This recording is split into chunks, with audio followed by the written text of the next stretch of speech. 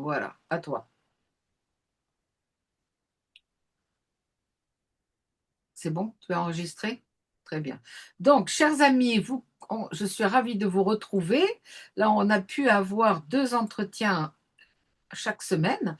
Après, ça sera peut-être un petit peu plus distant parce que toujours mes volontaires n'ont pas forcément le temps. Et sinon, dans ce cas-là, j'en referai moi-même. Je me ferai interviewer. Et là, je suis ravie de présenter Molly qui a déjà fait un entretien avec nous la première année. Donc, je crois que c'était à la fin de 2021 où Molly nous avait parlé de la situation du bouddhisme tibétain en France plus particulièrement.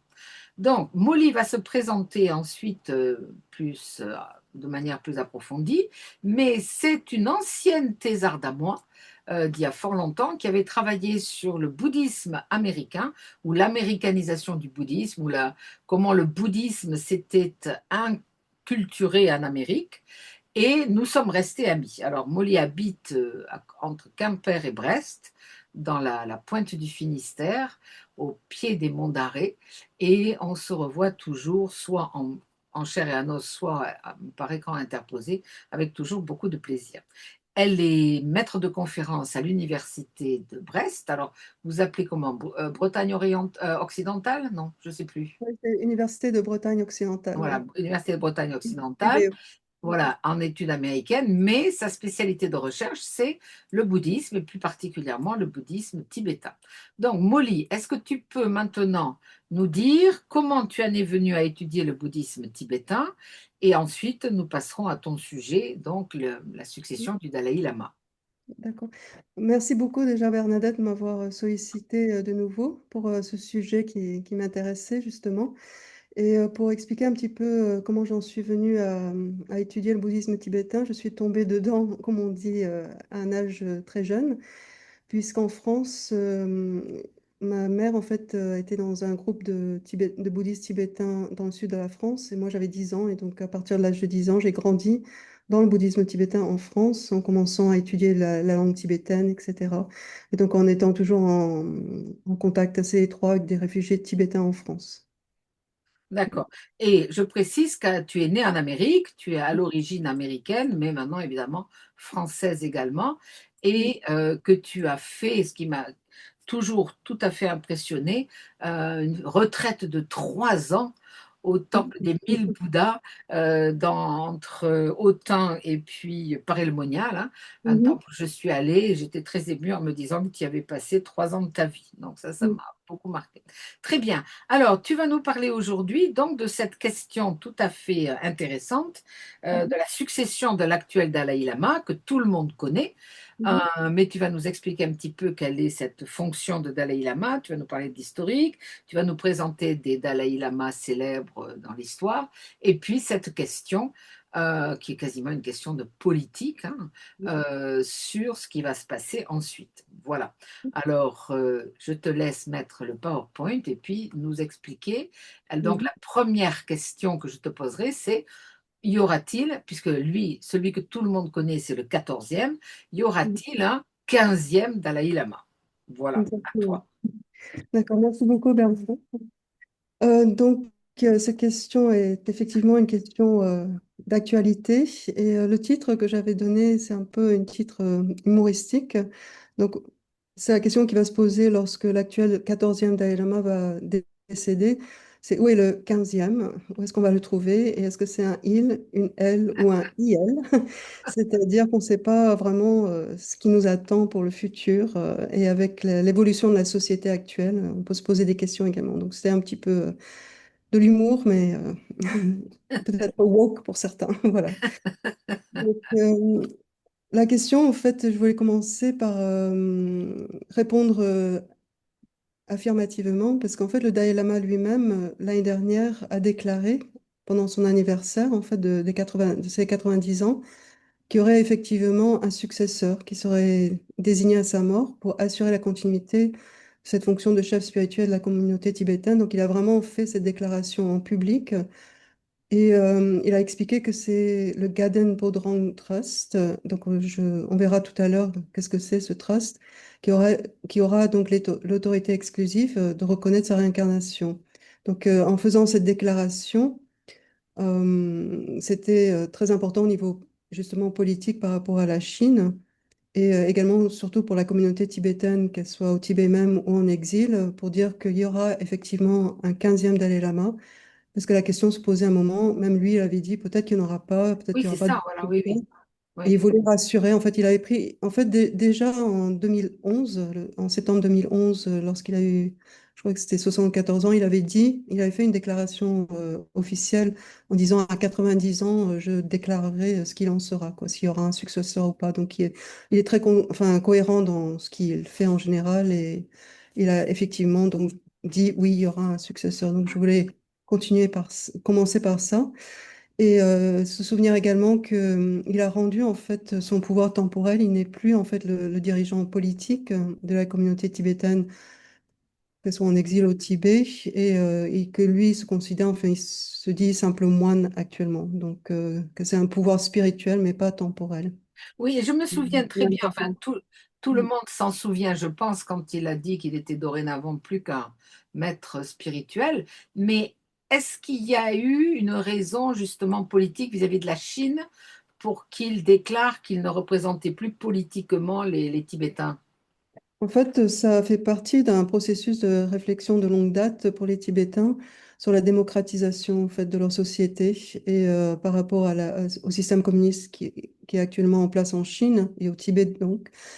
Et la volonté en fait de mettre en place un système démocratique pour un éventuel pardon, avenir pour un pays tibétain indépendant et démocratique en fait. Ouais. Donc, je pense que c'est vraiment par rapport au système chinois communiste et une volonté à long terme d'avoir tous les ressorts démocratiques en place au cas où on puisse éventuellement imaginer un Tibet démocratique. Oui, mais je saute un petit peu là, je sors un petit peu du sujet, mais ils croient vraiment, ils attendent vraiment que de pouvoir avoir un Tibet indépendant? C'est une utopie, je pense Ah aussi. Enfin, beaucoup de gens pensent que c'est totalement utopique.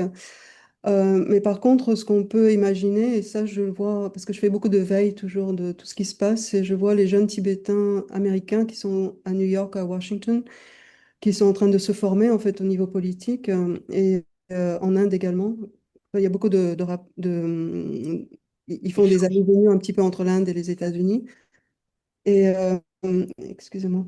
Et donc, en fait, si jamais le système en Chine lui-même devait changer ou s'adapter ou s'effondrer, ou s'il y avait quelque chose qui se passait en Chine même, pas au Tibet, il serait peut-être simplement prêt à également enfin, à mettre en place des choses qu'ils ont exercées en Occident ou en Inde. D'accord, d'accord, ah, d'accord. Donc, C'est plus oui, par oui, rapport à ça, oui. Mhm. donc c'est pas totalement utopique. Oui, il y a un plan. Ok, C'est d'être d'accord, prêt, quoi, en fait. C'est le fait d'être prêt. Mhm. d'accord, très bien. Et alors, est-ce que tu peux nous dire justement à quoi correspond la fonction traditionnellement hein, du Dalai Mhm. Lama? Donc, on va voir en particulier ce que c'est la fonction, mais avant, je voulais commencer par un petit peu d'historique sur cette tradition, en fait, parce au Tibet, en fait, on parle beaucoup de lignée ou d'école, et l'école des Dalai Lama ou la lignée des Dalai Lama n'est pas la seule, il y en a trois autres, mais il est quand même celui qui incarne un petit peu l'esprit des Tibétains, le cœur des Tibétains. Et cette tradition de la réincarnation, en fait, existe au Tibet depuis le XIIIe siècle, mais ça n'a pas commencé avec son école à lui, qui est l'école Gelugpa, ça a commencé avec l'école Karmapa, des Karmapas, en fait. Et depuis, en fait, cette tradition s'est étendue aux autres écoles également. Et les Dalai Lama, en fait, ont reçu ce titre pour la première fois avec le troisième Dalai Lama. Et c'était à l'époque, en fait, quand les Mongols étaient au pouvoir un petit peu au Tibet. Et c'est l'Altan Khan, en fait, qui a euh, donné ce titre de Océan de sagesse en mongol au troisième Dalai Lama, à son maître, en fait, spirituel, parce qu'il y a eu des relations, beaucoup de maîtres spirituels et, par rapport aux Mongols et après par rapport aux Mandchous et après par rapport aux Han. Et rétroactivement, en fait, les deux réincarnations précédentes ont également été reconnues comme le premier et le deuxième, parce qu'il y avait déjà ce système qui était mis en place de réincarnation, mais pas forcément reconnu comme Dalai Lama. Et ensuite, en général, quand on parle des Dalai Lama, on s'en souvient en particulier de quelques-uns qui sont assez connus. Et on parlera du cinquième Dalai Lama, par exemple, du sixième, du grand treizième et du quatorzième. Donc, ce sont ceux que j'ai mis en avant un petit peu pour expliquer l'importance de ces différents Dalai Lama. Et depuis le début, il y en a eu 14, et l'actuel est donc le quatorzième. Et en fait, ils avaient toujours le pouvoir spirituel et temporel au Tibet. Et c'est avec le quatorzième que ce pouvoir temporel, en fait, a été rendu et qui ne conserve que le pouvoir spirituel normalement.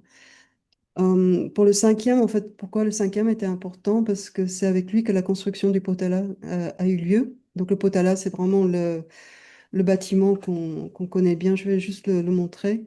À Lhasa, donc ce bâtiment principal à Lhasa, qu'on peut appeler un palais, mais il y a également des quartiers administratifs. Et c'était la demeure des Dalai Lama depuis le cinquième, depuis la construction que le cinquième avait mis en route.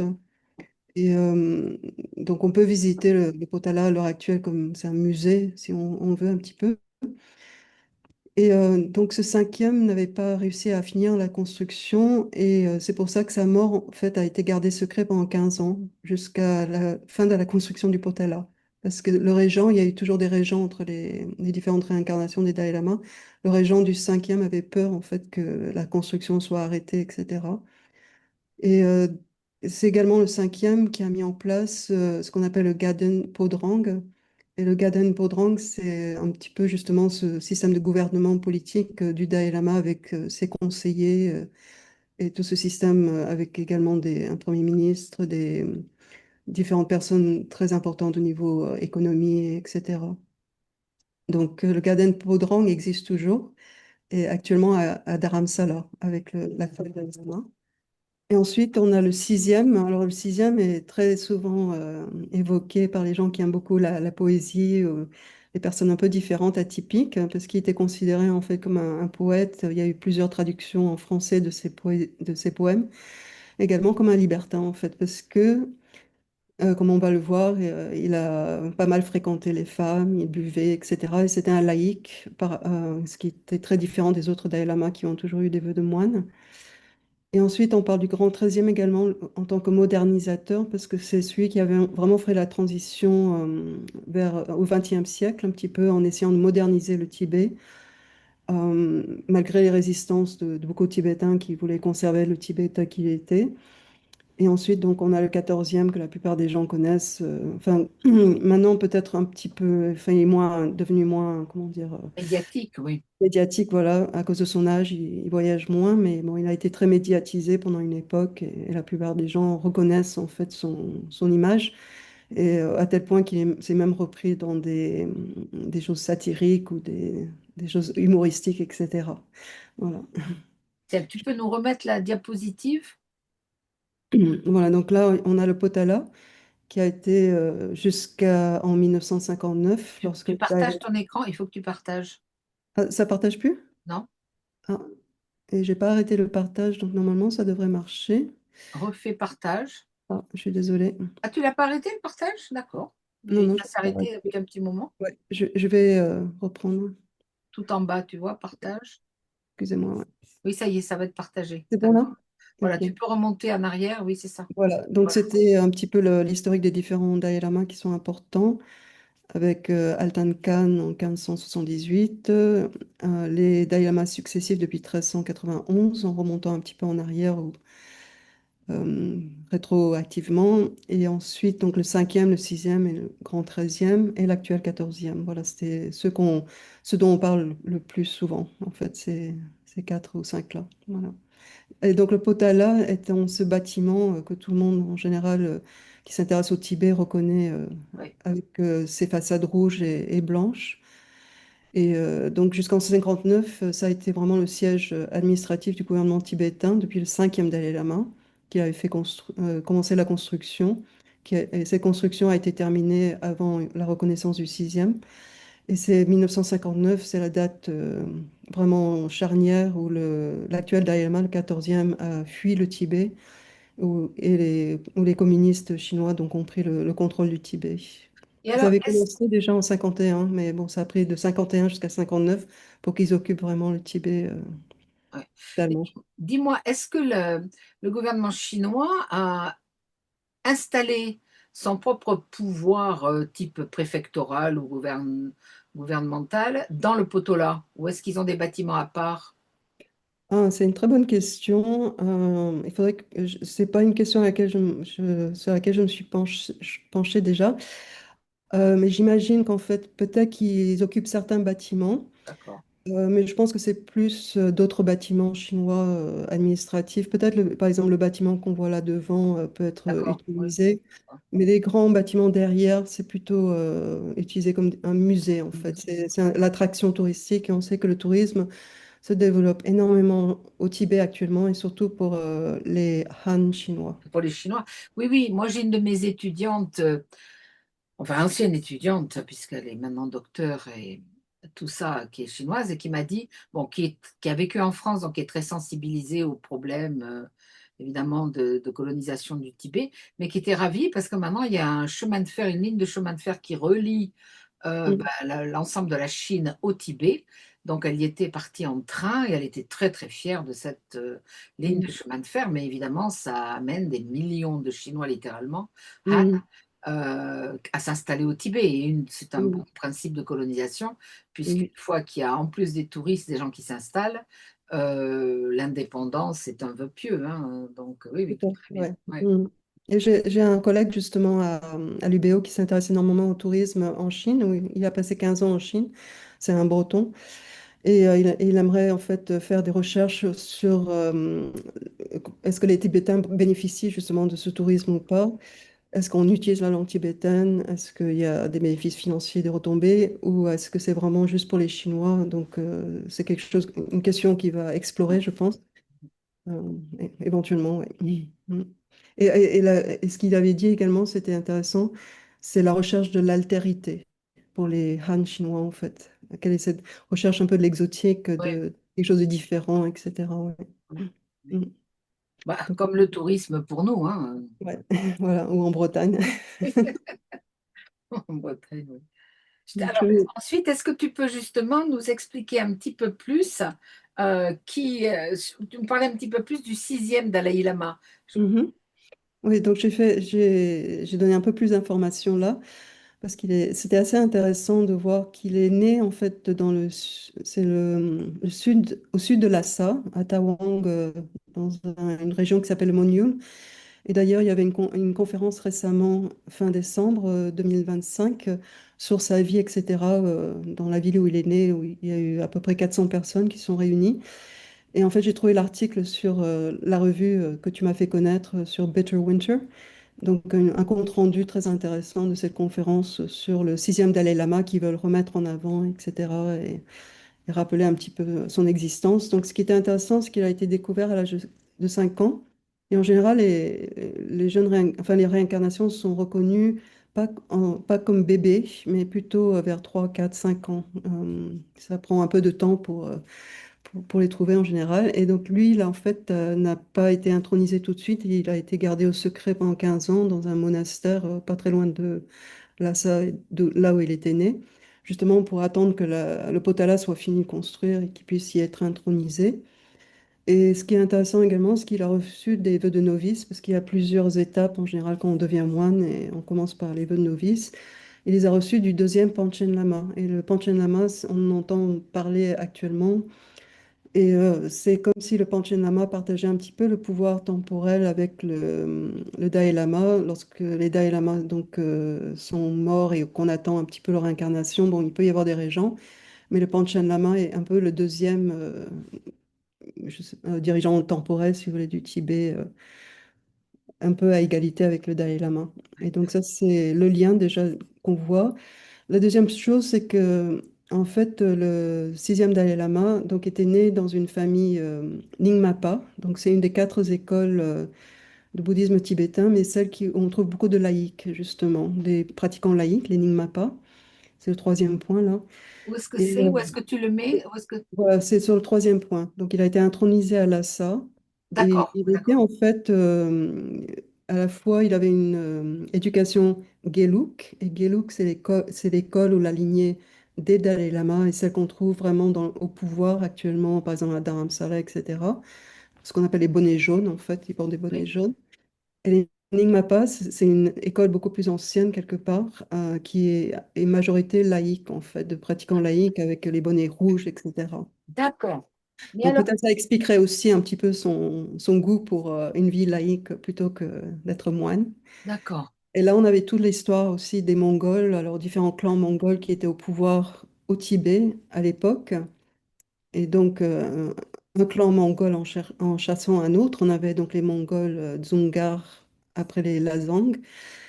Et lorsqu'en fait les Mongols Dzungar sont arrivés à Lhasa, à ce moment-là, le sixième Dalai Lama en fait a rendu ses vœux au Panchen Lama et apparemment l'histoire était assez épique parce qu'il a supplié le Panchen Lama de reprendre ses vœux et le Panchen Lama a refusé et en fait il a presque comment dire menacé de se suicider en public si on lui reprenait pas ses vœux de moine. Et finalement, donc ça s'est fait. Et donc il habitait quand même au Potala, mais le soir, il allait dans un petit village au sud de Lhasa, à Chaulnes, pour boire et être en compagnie de dames, etc. Voilà, donc il sortait le soir et bon, les gens de Lhasa avaient l'habitude un petit peu de le voir comme ça. Et en fait, le Lassang Khan, le Khan n'était pas vraiment d'accord avec cette conduite et donc il a choisi son propre sixième Dalai Lama et celui qui avait été reconnu en fait par les Tibétains, il a envoyé à Pékin, à Beijing en fait, pour être, enfin, pour partir de Lhasa. Et en fait, on a perdu sa trace au lac Koko Nord, qui se trouve dans l'Amdo. On verra une carte du Tibet tout à l'heure en allant sur le chemin de Pékin. Et on ne sait pas, enfin, il y a beaucoup de mythes. On ne sait pas s'il est mort, s'il a continué à vivre, s'il s'est échappé. Enfin, il y a Alors, plusieurs versions sur sa mort, quoi, en ouais. fait. Ouais. Mais alors, quand je t'entends, je me dis que cette histoire de refus par les autorités politiques de tel ou tel Dalai Lama et puis un envoi à Pékin, ce qui risque de se passer avec la Oui, succession de l'actuel, en fait, c'est une très vieille histoire. tout à fait. Il y a toujours eu enfin comment dire, des luttes Ouais. de pouvoir politique en utilisant le Dalai Lama. Là, c'était alors les Moghols, alors à ce moment-là, à ce moment-là, ils étaient sous la domination des Moghols. Tout à fait, ouais. Ils avaient comme enfin, eux, ils diraient peut-être une protection contre les Mandchous, par exemple. Ils avaient fait appel aux Mongols, et donc ce sont les Mongols qui assuraient un petit peu la protection au Tibet, D'accord. des Tibétains. Et donc, en fait, ce sixième Dalai Lama, très connu pour ses poèmes, avait prophétisé, en fait, son retour, sa réincarnation, le septième Dalai Lama, on pense, dans un de ses poèmes. Et donc, c'est pour ça que j'ai choisi de vous montrer deux images. Donc, une image qu'on trouve dans ce qu'on appelle le temple Lukang, qui est au pied du Potala. C'est un temple un petit peu à côté d'un petit lac. Il y a beaucoup de peintures très intéressantes dedans. Donc là, on le voit plutôt sous une forme laïque de quelqu'un qui n'est pas vraiment moine. Et puis de l'autre côté, vous avez à droite une représentation très traditionnelle dans ses robes de moine, etc. Et vous avez donc deux poèmes courts. Et c'est surtout la deuxième. Enfin, la première, vous voyez, qui est très intéressée par son aimé et qui neigeait à Lhasa quand il a voulu la rejoindre. Et tout le monde verrait ses pas quand il irait voir sa bien-aimée. Et le deuxième poème, quand il dit grue blanche, prête-moi tes ailes, je ne volerai pas loin. Une fois autour de Litang, qui est une région du Tibet, je reviendrai. Donc en fait, le septième Dalai Lama est bien né au Litang et a été retrouvé au Litang. Donc on pense que c'était assez prophétique. Et les Tibétains adorent la poésie, les chants, etc. C'est vraiment un moyen d'expression très très important pour eux. J'ai une autre question là. Je ne sais pas si tu vas en parler tout à l'heure, mais tu parles de reconnaissance du Dalai Lama et de la réincarnation. Qui le perçoit ça? C'est le comité? Ce sont des gens qui se promènent dans le Tibet et qui tout d'un coup voient quelqu'un, un enfant, et se disent c'est lui? Non, en fait, on va voir tout à l'heure les différentes façons Tu de vas en retrouver parler? le Dalai D'accord. Lama. D'accord, d'accord. Si tu en parles, Et pardon. c'est un petit comité en général, voilà, de personnes qui étaient proches de celui qui est décédé, D'accord. Mm. Qui le connaissaient bien, surtout. D'accord. Je D'accord. continue. Oui, oui, oui, vas-y, Donc, vas-y. on a après, il y avait le treizième Dalai Lama, après le sixième. Je suis passée au treizième simplement parce que c'est vraiment lui qui a fait cette transition, comme j'avais dit, vers le XXe siècle. Donc, lui, il a été intronisé en 1879. Et ce qui est intéressant, c'est qu'il a fui une fois vers la Mongolie, puis il a été en Chine, etc., parce qu'il y avait l'expédition britannique conduite par, c'était Francis Young Husband, je crois. Et donc, il a fui Lhasa à ce moment-là pour trouver refuge justement chez les Mongols. Et après, il a profité pour visiter un peu la Chine. Et après, il est revenu lorsque les Britanniques sont partis. Et c'était les Gurkhas du Népal, je crois, qui ont aidé à les chasser également. Et après, on a, en 1910, en fait, les Chinois, les Mandchous de Chine, de l'Empire Qing, qui ont envahi également le Tibet à ce moment-là. Et lui, il a fui en Inde et devant ces forces qui arrivaient. Il a pris refuge en Inde. Et finalement, en fait, il y a eu la déclaration de la République de Chine, pas la République populaire, mais la République de Chine, en 1911, ce qui fait que en fait, ce Dalai Lama, le 13e, revient à Lhasa et décide vraiment de proclamer son pouvoir absolu sur le Tibet dans le sens où l'empereur avant la République, avait toujours demandé un peu son obéissance, etc., enfin, qu'il le reconnaisse comme souverain. Et là, il a décidé, en fait, quand la République de Chine a dit, bon, on pourra toujours continuer à vous aider, etc., vous envoyer des gouverneurs chinois, etc. À ce moment-là, il a dit non, on va s'occuper un petit peu de nos propres frontières, etc. Donc ça, c'est en 1913. Et on voit qu'il essaie de moderniser donc l'administration, la justice, l'enseignement, la médecine. Et il crée également des billets de banque qu'on voit en bas, en fait un exemplaire en bas. Euh, la poste également avec des timbres, un drapeau. Donc c'est le fameux drapeau que vous voyez en bas, le drapeau qui est utilisé également aujourd'hui par les Tibétains en exil. Et puis il essaie de moderniser l'armée. Et tout ça parce qu'en fait il a vu en Inde un petit peu comment ça se passait également. Et que, au Tibet, ils étaient un peu en retard par rapport à d'autres pays. Mais les conservateurs tibétains, en fait, ne sont pas très chauds par rapport à toutes ces modernisations et veulent conserver un petit peu les traditions. Donc, il est freiné, il ferme. Par exemple, il y avait une école qui enseignait l'anglais un peu sur le modèle des écoles public schools, les grammar schools anglais à Gyantse qu'il a fait fermer à ce moment-là, etc. Et ce qui est intéressant, c'est qu'avant de mourir, il a laissé un testament, il a publié son testament en fait, où il parlait justement de l'importance de l'armée tibétaine, de la moderniser et de conserver des bonnes relations avec les grandes puissances, dont la Chine et l'Inde, et de résister surtout au communisme en pensant en fait à l'exemple de la Mongolie et que le Tibet risquait justement de subir beaucoup de dommages avec le communisme si ça arrivait au Tibet. Donc c'est un peu prophétique également. Et la couverture que j'ai choisi également de montrer, là, le petit journal, c'était lorsqu'il fuyait en Inde, à l'époque où il fuyait en Inde. En fait, c'était juste quelque chose qui était sorti en France. En fait, on suivait déjà les affaires du Dalai Lama Ah oui, euh, oui, oui. avec le petit journal dont j'ai un exemplaire à la maison, en fait. Ouais. Ah oui.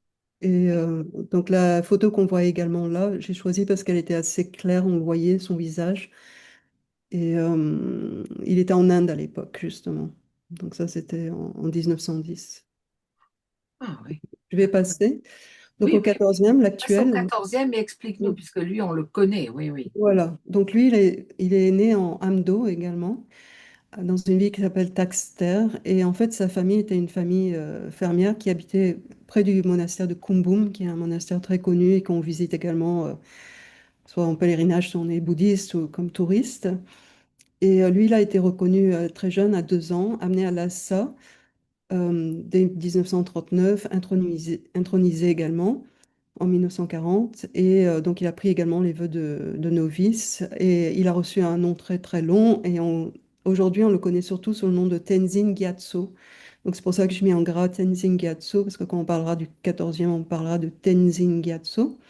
Et beaucoup de réfugiés tibétains, justement, quand ils arrivent du Tibet à Dharamsala, ils vont prendre un nouveau nom. Et ce sera toujours, on les reconnaît parce qu'ils ont ce nom de Tenzin. D'accord. Voilà. On a perdu ton partage, hein, là. Ah, il est reparti. Désolée, En fait, j'ai un problème avec j'aurais dû te dire, avec le Wi-Fi de l'UBO. Ah, Donc, je suis sur mon téléphone. ah. C'est bon? C'est Bon, revenu? c'est bon, c'est bon. D'accord. Vous me dites hein, à chaque fois parce que Oui. le téléphone peut-être saute parfois un petit peu. Donc, en fait, à un âge très très jeune, à 15 ans, il a reçu l'autorité temporelle en fait, sur le Tibet au Potala à Lhasa, justement, parce qu'il y avait déjà cette peur que les communistes chinois allaient arriver en 1950. Ils sont effectivement arrivés en 1951, l'armée populaire de libération. Et donc, en 1951, lorsqu'ils sont arrivés, l'armée du Tibet, en fait, était très peu nombreuse. Il y avait 8500 hommes très peu armés, etc., face justement à cette armée chinoise qui était très aguerrie déjà par toute leur lutte et qui avait 80 000 hommes donc qui allaient arriver au Tibet. Et en fait, il y a eu une délégation qui est partie à Pékin pour essayer de négocier avec les Han communistes. Et en fait, ils ont signé l'accord en 17 points, et c'est un accord qui reconnaissait en fait que la Chine allait reprendre le pouvoir au Tibet. Mais c'est un accord qui n'avait pas eu l'aval du Dalai Lama, du 14e Dalai Lama. Donc il a en fait dénoncé par la suite en disant, bon, les gens ont signé parce qu'ils y étaient obligés, mais ça nous engage pas.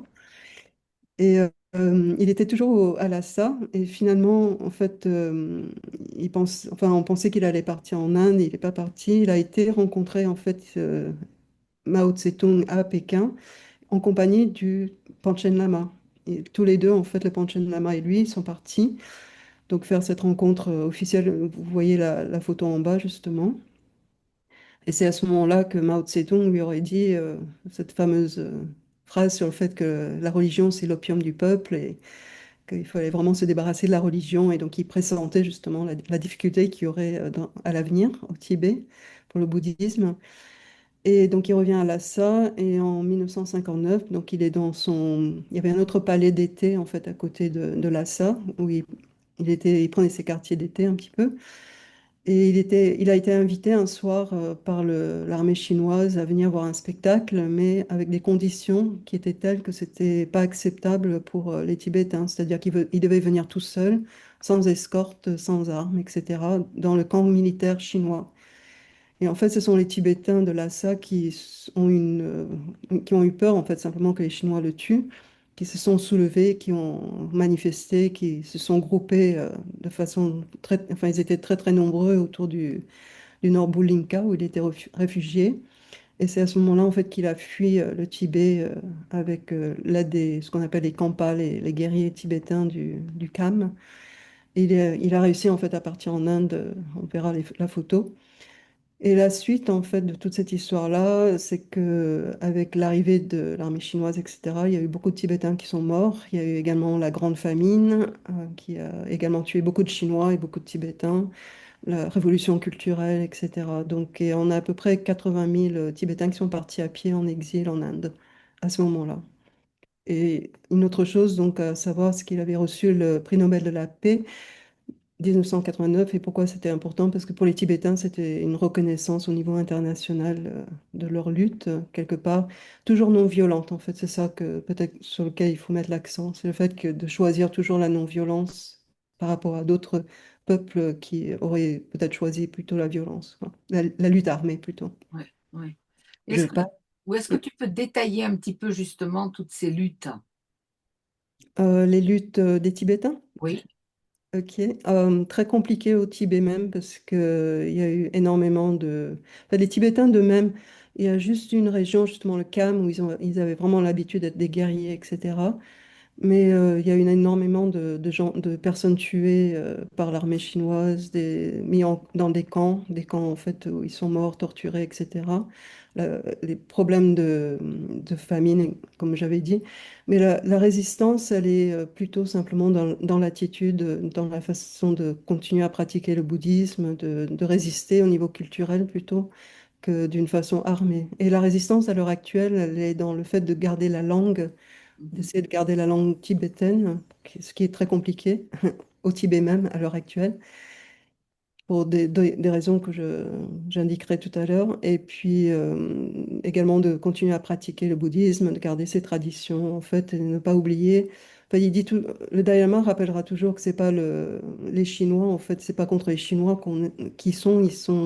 c'est contre le système communiste et que les ouais, Chinois eux-mêmes, il faut pas toujours se rappeler des qualités des vertus bouddhistes, de compassion, etc. ouais, Donc, c'est une lutte pacifiste ou non violente, mais enfin, qui continue toujours aujourd'hui à l'heure actuelle, quoi. Mm. Et j'ai une question, là, on n'en a pas parlé, mais ça me vient à l'esprit en t'entendant. Euh, Quand ils sont en exil à Dharamsala en Inde, euh, ils pratiquent leur bouddhisme, mais qui est spécifiquement tibétain, qui est quand même différent du bouddhisme que les autres, que les quelques bouddhistes qui restent en Inde, puisqu'il y en a quand même beaucoup moins qu'avant, il y en a une cinquantaine de millions, je crois. Mais est-ce qu'ils ont beaucoup de rapports avec les bouddhistes en Inde? Comment ça se passe? Ou est-ce qu'ils vivent un petit peu en circuit fermé? Mhm. Oui, je dirais qu'ils vivent plutôt en circuit fermé parce qu'ils ont vraiment reconstruit beaucoup de monastères de temples, de monastères tibétains. Donc, ils restent beaucoup en circuit fermé, sauf dans certains endroits comme, je dirais, à Bodh Gaya, c'est le lieu de pèlerinage principal des bouddhistes parce que c'est là où le Bouddha, en fait, a atteint l'éveil. Donc là, si vous allez à Bodh Gaya, vous retrouverez et des bouddhistes tibétains, mais également des bouddhistes indiens qui se sont convertis massivement à une époque. Et là, il y aura plus de contact entre les différents enfin les Tibétains et les Indiens. Je pense que surtout au niveau, par exemple, des dispensaires, des écoles, tout ce qui est éducation, médecine, etc. En fait, plus à ce niveau-là. Mm. Mais Là, c'est compliqué parce qu'en fait, les Tibétains restent très centrés souvent sur leur propre communauté. Est-ce que le Dalai Lama, en fait, parfois on a l'impression que le Dalai Lama peut être très, quand il donne des discours ou qu'il est traduit dans des langues occidentales, qu'il est très jovial ou très gentil ou très doux. Mais en fait, ce qu'il dit aux Tibétains, parfois ça peut être très très dur dans le sens justement qu'il faut qu'ils respectent les Indiens, que les Indiens les ont accueillis et rappeler aux Tibétains qui doivent beaucoup aux Indiens. Donc des fois, lorsqu'on entend s'adresser aux Tibétains, c'est pas toujours, ça peut être assez dur, quoi. Oui. Mm. et je me souviens que tu avais fait un article aussi euh, dans le livre, là j'en ai parlé avec certaines personnes qui regardent, le livre justement Religion, mondialisation, tu avais Mm. parlé aussi des querelles intestines au Il y en bouddhisme a beaucoup. tibétain. Oui, oui, il y en a beaucoup, beaucoup, justement entre les lignées. C'est des questions, je pense ces questions-là, on les retrouvera dans toutes les institutions monastiques, quelle que soit la religion. Mais ce sont des questions en fait de pouvoir, des questions d'argent, de financement. Euh, donc, il peut y avoir beaucoup de luttes intestines, ouais, justement. Spécifiquement pour le Dalai Lama, par exemple, dans le bouddhisme tibétain, il y a comment dire, on pratique beaucoup des protecteurs, ce qu'on appelle des protecteurs, des lignées, des divinités, etc. Et il avait dénoncé justement la pratique d'une certaine divinité. Il avait dit il faut arrêter cette divinité parce que, elle est contre les autres écoles tibétaines. Donc lui, il est beaucoup plus pour le fait de reconnaître toutes les écoles tibétaines qui travaillent tous ensemble. Mais vous avez beaucoup, beaucoup de gens, surtout par exemple chez les Gelugpa, qui sont assez sectaires. Enfin, on trouve du sectarisme très fort également, oui. Même entre les écoles, quoi, ouais.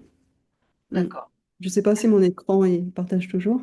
Oui, oui. Et je crois que la suivante, tu vas nous montrer plusieurs épisodes de la vie du Dalai Lama. Voilà, oui. Voilà. Donc j'essaie juste de choisir quelques photos très emblématiques. Donc là, en haut, vous avez à gauche la fuite justement du Tibet où le Dalai Lama est au milieu dans un habit noir. En fait, il avait Oui. été habillé en soldat, je crois. Et donc ils sont sur les chevaux à essayer de sortir du Tibet. Il est accompagné donc par ses guerriers Kampa. Et donc, même lorsque enfin, à l'heure actuelle, c'est très compliqué parce que beaucoup de Tibétains ne le font plus, mais jusqu'à très récemment, beaucoup de Tibétains faisaient ce chemin pour partir du Tibet 3 semaines à pied à travers les montagnes et franchir les cols, etc. Et j'en ai rencontré pas mal, justement, qui m'ont raconté ce voyage qui n'est pas facile lorsqu'on veut fuir. Et sinon, donc en haut à droite, vous avez le petit Dalai Lama donc, qui a été intronisé au Potala. Donc c'était juste une photo que je trouvais drôle parce que son regard déjà assez vif là, qui regarde l'appareil. En bas, vous avez à gauche donc la remise du prix Nobel qu'il a dédié justement aux Tibétains et à leur lutte pacifique. Et la dernière photo en bas, on avait déjà vu un petit peu, c'est pendant les 90 ans, cette célébration de ses 90 ans où il a fait ses déclarations publiques, C'est etc. très récent alors. Et ça, ouais, elle est très récente, cette photo-là. Et là, on le voit avec le bonnet jaune, justement, des Galopins. Mhm. Et est-ce que le film là, j'y pense aussi, c'est 7 ans au Tibet, c'est le film Oui. avec Brad Pitt, c'est ça? Voilà, c'est ça, oui, tout à fait. Est-ce que c'est une histoire véridique? Oui, oui. Ah C'est en oui, fait, c'était un Allemand qui s'était échappé de. C'était pendant la Deuxième Guerre mondiale, je crois. Enfin, j'ai pas relu récemment, mais des Allemands qui étaient dans un camp en Inde pendant la Deuxième Guerre mondiale, qui sont échappés justement vers le Tibet et qui sont arrivés jusqu'à Lhasa. Ils sont deux à être arrivés à Lhasa et c'était euh, Heinrich Harrer, je crois, je prononce mal. Et donc, il a connu le 14e Dalai Lama jeune et qui l'a un peu initié justement à tout ce qui était moderne, les voitures, le oui, cinéma, etc. Donc, c'est une histoire vraie, tout à fait, ouais. ouais. Ah, c'est Oui. intéressant. Mm, Et mhm. tu vas nous montrer, je crois, une carte là pour qu'on comprenne bien un petit peu Voilà. le Tibet, oui. Voilà. Donc, le Tibet traditionnel, enfin ancien, était partagé en trois régions. Donc, vous avez la région du centre qui s'appelle le Utsang avec la ville de Lhasa. Ensuite, il y a une petite partie qui s'appelle le Ngari à côté donc de l'Inde et du Népal. Ensuite, vous avez la région dont je vous ai parlé pour les guerriers, les Kampas, les gens du Kham. C'est un peu le Sichuan à l'heure actuelle, une partie du Sichuan.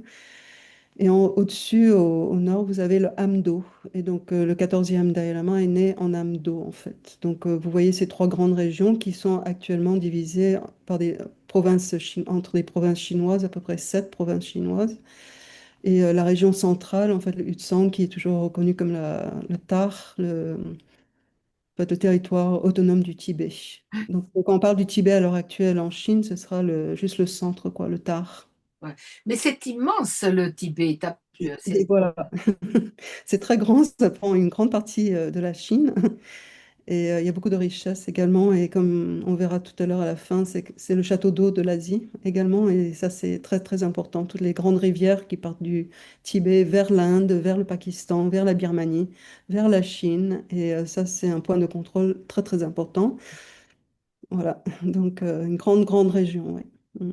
Et donc, ce fameux train dont tu parlais passe par l'Amdo, je crois, il part du Gansu, passe par Oui, l'Amdo pour arriver jusqu'à Lhasa. Mhm. ouais, ouais, ouais, ouais, Mhm. ouais.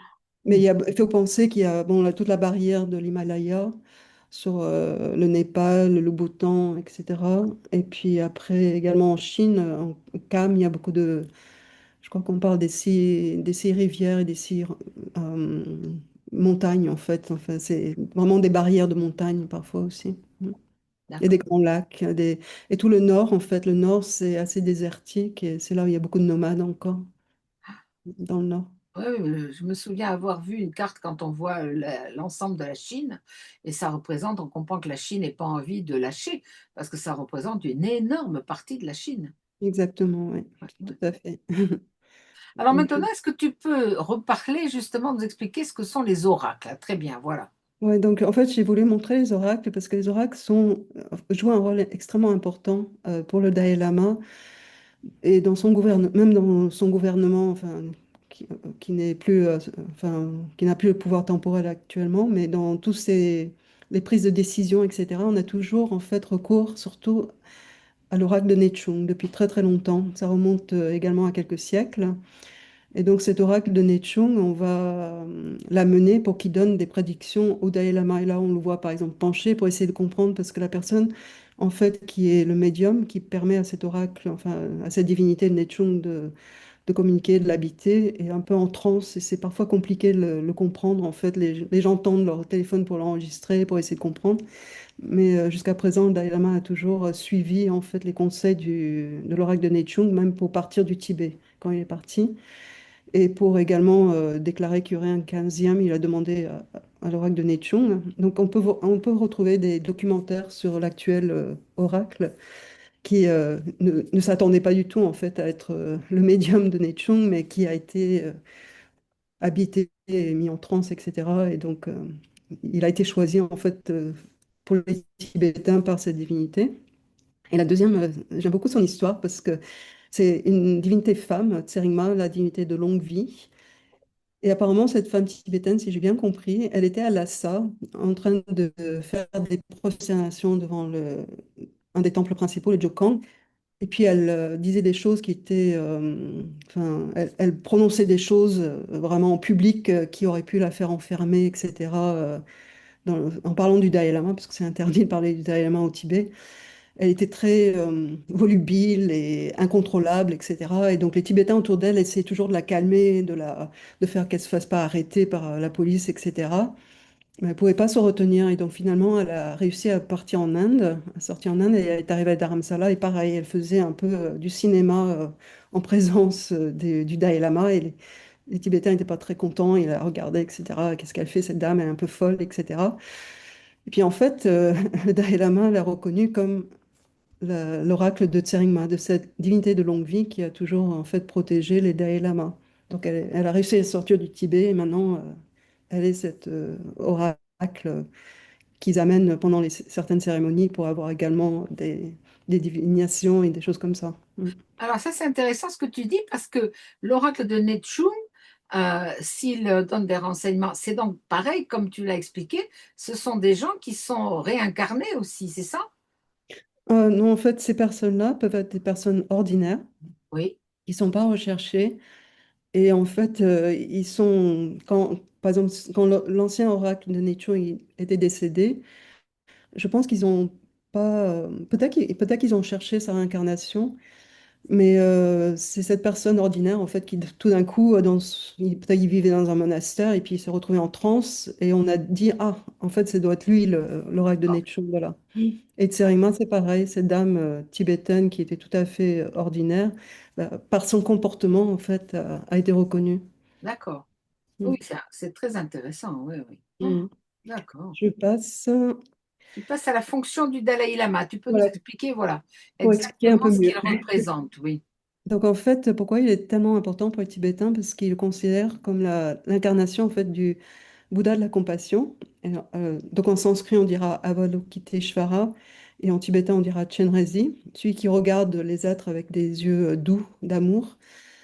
Et en fait, ça remonterait au Bouddha historique. Il y avait un de ses disciples qui était très, très compassionné, très aimant des êtres, etc. Et donc ce serait la 74e incarnation depuis l'époque du Bouddha.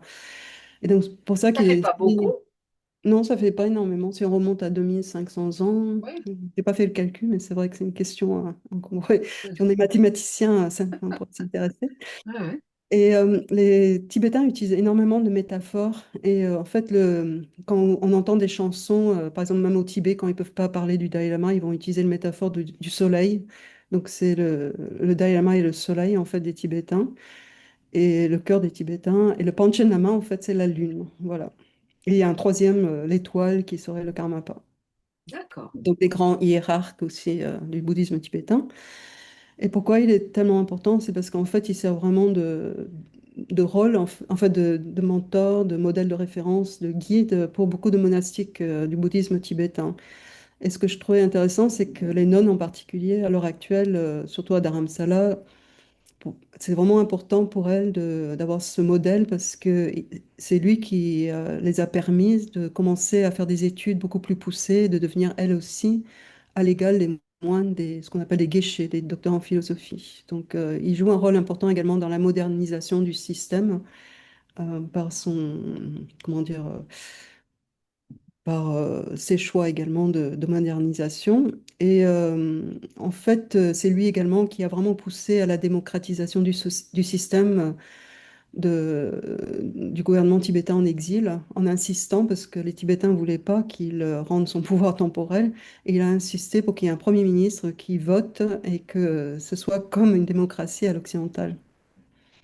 Comme en Inde également, enfin, on a du vote. Enfin, bien sûr, démocratie, il y en a beaucoup de différentes sortes, mais le principe d'avoir des représentants élus en fait du peuple. Et la dernière chose, c'est peut-être le fait que, et ça c'est le plus important, pourquoi la Chine en fait a tellement de problèmes à accepter le Dalai Lama, c'est parce que c'est lui qui commande la loyauté des Tibétains à la fin, quoi. S'il dit quelque chose, ben, les Tibétains vont suivre. Même au Tibet, par exemple, un exemple très très simple, à un moment, il y a beaucoup de Tibétains qui aiment porter des fourrures. Donc ils chassent, ils portent des fourrures, c'est bizarre, mais c'est c'est l'actualité. Et il a dit, bon, il faut plus chasser, il faut plus tuer les animaux sauvages, plus porter de fourrure. Vous pouvez porter des fourrures synthétiques, mais vous n'avez pas besoin de porter des chapeaux en fourrure de renard, etc. Et donc les Tibétains ont fait des grands, grands feux où ils ont brûlé toutes leurs fourrures, etc. au Tibet. Ce qui a pas du tout plu au gouvernement, qui a interdit les grands feux où on brûlait les fourrures, etc. Donc tout ce qu'il dit, en fait, est vraiment suivi même au Tibet, quoi, souvent. Tu peux nous expliquer un petit peu plus justement alors comment il est perçu depuis le Tibet?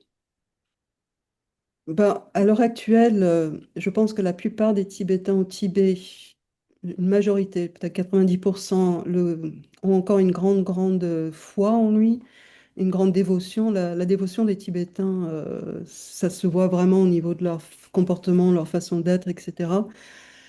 Je dirais peut-être la jeune génération, ça change, quoique même des jeunes adolescents, etc., continuent à avoir une grande, grande foi en le Dalai Lama.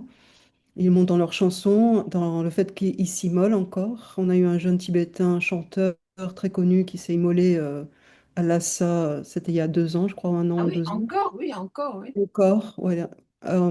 Mais par contre, avec ce qui se passe actuellement, où ils ont envoyé 1 million d'enfants tibétains dans les écoles des pensionnats chinois, c'est-à-dire séparés de leurs parents, où ils ont un enseignement qu'en chinois, avec un enseignement également militaire, etc. Il se peut que ce soit la dernière génération, en fait, qu'il y ait une rupture, un peu comme ce qui se passe en Ukraine avec les enfants qui ont été envoyés en Russie, etc. Cette rupture très, très brutale et ce qui répète également ce qui a été fait aux Amérindiens, au Canada et aux États-Unis, ou en Australie pour les aborigènes, etc. Donc, cette question de la loyauté, la dévotion vers le Dalai Lama, je ne sais pas si les enfants qui vont être éduqués dans ces écoles, millions d'enfants tibétains éduqués à la chinoise, vont avoir encore ça ou pas. Je ne sais pas. Mhm. Mhm. Ah, oui. Tu peux nous passer la diapo suivante, oui. Alors au Tibet, ah oui, tu me demandais justement, donc le Dalai Lama au Tibet, le 14e surtout, donc c'est vraiment considéré comme complètement tabou. C'est un crime de posséder des photos, par exemple, du Dalai Lama. Si vous avez sur votre téléphone des choses de ce genre-là, il faut vraiment les effacer, etc. Le Dalai Lama est accusé c'est le terme de séparatisme en fait qu'on va toujours retrouver, donc ça c'est le crime. Il est qualifié de loup dans un habit de moine en général par les Chinois. Il y a beaucoup d'arrestations, il y a beaucoup de disparitions, et moi je ne connaissais pas le verbe utilisé de cette façon-là, et c'est la première fois que je rencontrais l'usage de disparaître quelqu'un, en fait, ce qui arrive très souvent au Tibet, même juste récemment avec la question du barrage. Il y a eu un barrage qui Oui. devait donc euh, faire disparaître des villages entiers, et donc il y a eu des manifestations de Tibétains pour supplier qu'on garde les monastères, etc., leurs villages. Et en fait, il y a eu beaucoup de disparus aussi. Donc, c'est quelque chose de très courant, en fait. Donc, souvent, on dit que pour les Tibétains, il n'y a pas vraiment de liberté fondamentale de pensée, de religion, d'expression, de presse, de mouvement, dans le sens où, s'ils ne sont pas d'accord avec le CCP, je parle beaucoup des Chinois, mais en fait, c'est le Parti communiste chinois, le CCP, dont il faudrait plutôt parler, c'est le fait que si on n'est pas d'accord avec, si on ne, comment dire, si on ne suit pas complètement la ligne du CCP, etc., bah, c'est compliqué, quoi, d'avoir une liberté, de penser ce qu'on veut, etc., au niveau de l'expression, et puis surtout du mouvement, parce qu'ils n'ont pas leur passeport. Les Tibétains, par exemple, j'écoutais l'entretien d'une jeune chinoise étudiante internationale à Londres qui disait, et elle a grandi sur la frontière en fait entre le Sichuan et le Tibet, elle disait, ben, en fait moi j'ai eu la chance de vivre dans un lieu où j'avais contact avec des Tibétains et mes amis tibétains, j'avais honte parce qu'eux, ils pouvaient pas voyager, ils pouvaient pas sortir de leur village, ils n'avaient pas de passeport, pas le droit, et il fallait remplir un papier, des permissions, etc. Et alors que moi, étudiante internationale chinoise, Han, je peux étudier à Londres et j'ai un passeport, etc. Donc il y a un peu ce double, Ouais, comment dire, traitement, quoi. ouais. Voilà. Mais il y a aussi besoin en Chine, quand on veut aller dans une autre ville, etc., d'avoir une forme de passeport, hein, aussi pour les Chinois entre eux, hein. Oui, Enfin, souvent, souvent également, ils n'ont pas. Donc on peut dire aussi oui, qu'en fait les Tibétains sont un peu traités à la même sauce que ouais, beaucoup de Chinois également. Oui, c'est tout à fait vrai, oui, tout à fait. Et donc il faut être réaliste. Le Dalai Lama a eu 90 ans en 2025. Lui, il a dit, je ne sais pas s'il plaisantait ou pas, mais que peut-être qu'il vivrait encore 30 ou 40 ans, ou 20 ou 30 ans, je ne sais plus. Mais c'est vrai qu'il faut se préparer à sa succession, quoi, si on est réaliste. Et voilà, la question qui se pose, quid du 15e? Voilà. Alors, comment on les reconnaît? Voilà, tu vas nous expliquer comment on Voilà. reconnaît. Parce que ça, Donc, c'est tout à fait impressionnant pour des mhm. Occidentaux. Donc toute la première partie, c'est la tradition tibétaine. En fait, soit la personne laisse une lettre de prédiction, soit des instructions, des indications, soit il y a des divinations. Les Tibétains pratiquent beaucoup la divination, soit avec leur chapelet, ou soit avec des dés, etc. Soit les oracles qu'on a déjà vus, ou soit des visions. Donc ils vont à des lacs sacrés. Donc vous voyez une photo, par exemple, le lac Lamoe Latso, au sud de Lhasa. Et ils vont peut-être méditer, par exemple. C'est un petit groupe de personnes, en fait, qui étaient proches de l'ancien Dalai Lama, qui est décédé, ou de la personne décédée, en fait, le maître tibétain décédé. Et ils vont méditer, par exemple, pendant une semaine près du lac. Et au bout d'une semaine, peut-être qu'ils auront des visions. C'est possible dans ce lac. Et ils vont voir des choses. Par exemple, un bâtiment qui ressemblerait en fait, là où est née le prochaine réincarnation, des lettres tibétaines qui apparaissent dans l'eau, etc. Donc, c'est tout ça des indications pour savoir où chercher. Ça peut être le comportement de l'enfant. On a des enfants qui ont un comportement déjà très, comment dire, qui vont parler de personnes que personne d'autre connaît dans le village, etc. Ils disent, bon, moi, je vais aller voir cette personne-là, moi, je pars à Lhasa, je vais aller, ou je suis telle personne, ils s'annoncent comme telle personne, etc. Donc, on a des enfants qui ont des comportements un peu différents. Et surtout, le système le plus connu, c'est la reconnaissance des objets du prédécesseur parmi d'autres objets similaires. C'est-à-dire que quand un enfant est pressenti, quand il y a une équipe qui part et qui arrive dans un village, on a dit peut-être que cet enfant-là est une réincarnation. Ils vont présenter à l'enfant des objets qui ont appartenu au précédent, mais mélangés à d'autres objets similaires. Et en général, donc l'enfant, si c'est le bon, il va choisir les objets qui lui ont appartenu dans sa vie précédente. Voilà, sans hésitation. Il va pouvoir nommer les gens qui sont dans le comité de recherche. Enfin, c'est comme s'il connaissait déjà toutes ces personnes-là. Après, il y a une autre forme de divination. Les Tibétains sont des mangeurs, ils s'appellent des mangeurs de pâtes d'orge grillée. Ils mangent beaucoup d'orge grillée, donc ils vont faire des boules d'orge grillée. Et dedans, ils vont mettre des petits bouts de papier avec des noms. Et donc, par exemple, si on a trois enfants, on ne sait pas lequel c'est, on met les trois boules avec trois noms d'enfants dans un récipient et puis on tire une des boules de pâte. Et c'est cet enfant-là, en fait, qui sera reconnu. Donc, c'est une des façons.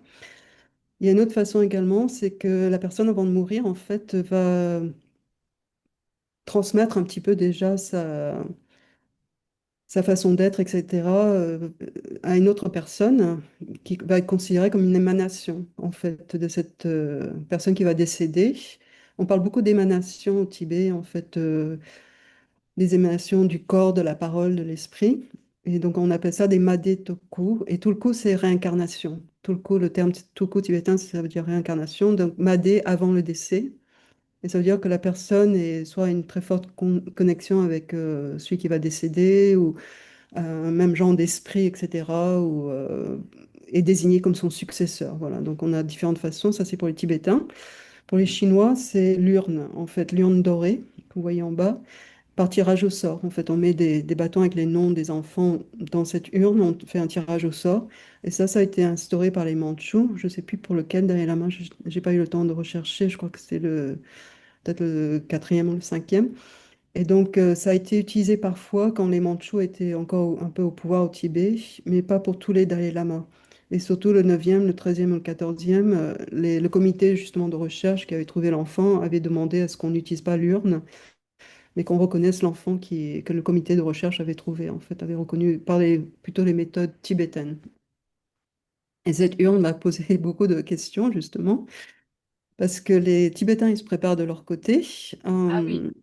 Et en fait, avec le fait que le Dalai Lama ait rendu en fait son pouvoir politique au temporel au niveau de la communauté en exil, on a un parlement tibétain qui est installé en Inde, à Dharamsala, et donc eux, ils pourront continuer leur activité gouvernementale et politique pendant qu'on va rechercher en fait le 15e Dalai Lama. Il n'y aura pas de vacances de pouvoir. En fait, avec le fait qu'il ait rendu le pouvoir temporel, qu'il ait installé un parlement, il n'y aura pas de vacances de pouvoir pour les Tibétains. Et c'est ça qui était important. Et donc ce Ganden Podrung Trust, donc le Gaden Podrung Podrang, c'est le gouvernement des Dalai Lama. Et c'est en fait une fondation, un trust qu'il a créé en 2011 avec qui inclut des gens très proches de lui. Samdong Rinpoche, c'était en fait le premier ministre quand il y a eu le premier gouvernement à Dharamsala et d'autres collaborateurs. Et c'est ce petit comité en fait qui vont rechercher le 15e Dalai Lama Voilà, enfant. je te pose une question. Les Rinpoche, on voit beaucoup ce nom. Hmm, Ça signifie une fonction ou c'est un nom de famille? C'est une fonction, c'est un statut. C'est ça, voilà. Rim- Rinpoche, en fait, en tibétain, ça veut dire précieux. D'accord, Et c'est un peu l'équivalent de vénérable, d'accord, c'est-à-dire ça reconnaît le fait que la personne est un maître, un d'accord, enseignant tibétain, bouddhiste. Ouais. d'accord, Mm. C'est un statut. Ouais. d'accord. Et donc, vous avez toute la déclaration en fait, du Dalai Lama qu'il a fait en 2011, dès 2011. Et dans cette déclaration, en fait, ce qui est important, c'est qu'il fait référence au protecteur du Dharma. Donc là, on va retrouver ce concept des divinités qui protègent le bouddhisme tibétain, avec les oracles, en fait, également, qui sont des divinités incarnées. Euh, Quand il parle de requérir l'assistance d'êtres qui sont concernés par cette question, en fait, et de utiliser la tradition tibétaine, en fait. C'était ça qui était important. Et que ce seraient des méthodes tibétaines qui seraient utilisées et ne pas, en fait, accorder la reconnaissance à un candidat qui soit choisi pour une raison politique. Donc là, on voit la question de la politique et ce qui inclut des candidats qui seraient retrouvés en République populaire de Chine. Donc la question, en fait, à un moment, il disait peut-être je ne me réincarnerai pas, peut-être que je serai réincarné dans un autre pays, etc. Mais pas en Chine. Sauf si la Chine est libre, selon ce qu'on entend par libre, si on est communiste, Pas de communiste, la oui. Chine est libre à l'heure actuelle. Ouais, Mais en fait, ce qu'il dit maintenant, c'est que ce sera ailleurs quand ce ne sera pas en Chine, quoi. Voilà. d'accord. Oui, C'est oui, clair. parce que régulièrement, mais je pense que tu vas l'expliquer, les Chinois, à un moment, enfin, plusieurs fois, ont dit qu'ils avaient trouvé le successeur eux-mêmes. Mhm. Oui, et en fait, c'est ça qu'eux, ils ont prévu. Et depuis en fait 2007, ils ont déjà mis en place au niveau des lois toute une procédure pour la reconnaissance de toutes les réincarnations au Tibet, parce qu'on continue à reconnaître beaucoup d'enseignants décédés dans des nouveaux enfants, etc. Et donc tout doit passer par une reconnaissance officielle au niveau du gouvernement. Et donc ça date de 2007, c'est l'ordre numéro 5. Et en fait, quand j'ai mis que ça devait réguler le contrôle et la reconnaissance des réincarnations, pour moi, c'était un peu faire des produits CCP, justement. Donc, c'est un peu de l'humour également, ce produit CCP. Et l'ironie qui a été souvent pointée du doigt par beaucoup de... Enfin, ce qui est ironique dans l'histoire, c'est que ce soit un gouvernement communiste athée qui décide, en fait, de l'incarnation religieuse, en fait, qui est apte à être l'incarnation ou pas.